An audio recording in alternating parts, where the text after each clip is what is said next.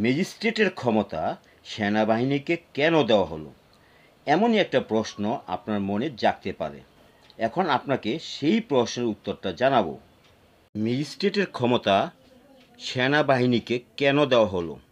এমনই এক প্রশ্নের জবাবে জনপ্রশাসন সচিব মুখলেসুর রহমান বলেন, ফৌজদারি কার্যবিধি 1898 আইনের 17 ধারা অনুযায়ী সেনাবাহিনীকে ম্যাজিস্ট্রেটের ক্ষমতা প্রদান করা হয়েছে।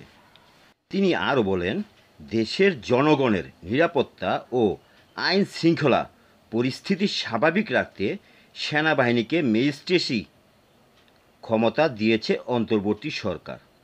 মেট্রোপলিটন এলাকার বাইরে সেনাবাহিনীর কমিশনপ্রাপ্ত কর্মকর্তারা নিজ নিজ অধিক্ষেত্রে নির্বাহী ম্যাজিস্ট্রেটের এই ক্ষমতা প্রয়োগ করতে পারবেন। এতে প্রশাসনের কোনো সমস্যা হবে না এবং অন্যান্য আইন শৃঙ্খলা বাহিনীর সঙ্গে এক হয়ে দেশের স্বার্থে কাজ করবে সেনাবাহিনীর সদস্যরা।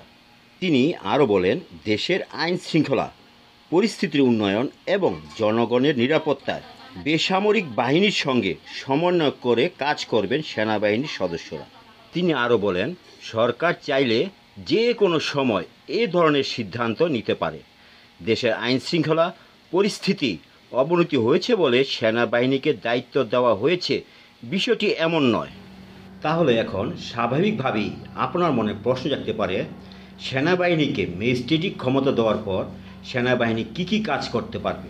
এই প্রশ্নের জবাবে জনপ্রশাসন সচিব বলেন, ফৌজদারি কার্যবিধি 1898 আইনের 64, 65, 83, 84, 86, 95, 2, 100, 105, 107, 109, 110, 126, 127, 128, 130, 133 এবং 142 ধারার কাজগুলি করতে পারবে। এই ধারাগুলোর সারমর্ম হলো গ্রেফতার করা, গ্রেফতার আদেশ দেওয়া, ওয়ারেন্ট জারি করা, তল্লাশি পরোয়ানা জারি, অসৎ আচরণের জন্য মুচলেকা আদায়, মুচলেকা থেকে অব্যাহতি, বেআইনি সমাবেশ ছত্রভঙ্গ করা, স্থাবর সম্পত্তি ও ব্যবসায়িক প্রতিষ্ঠানে বাধা অপসারণ এবং জনগণের ক্ষতির আশঙ্কা করলে সেক্ষেত্রে প্রয়োজনীয় ব্যবস্থা গ্রহণ সহ বিভিন্ন ক্ষমতা পাবেন সেনাবাহিনীর কর্মকর্তারা। এই ছিল আজকে প্রশ্নোত্তর পর্ব। আজ এই পর্যন্তই।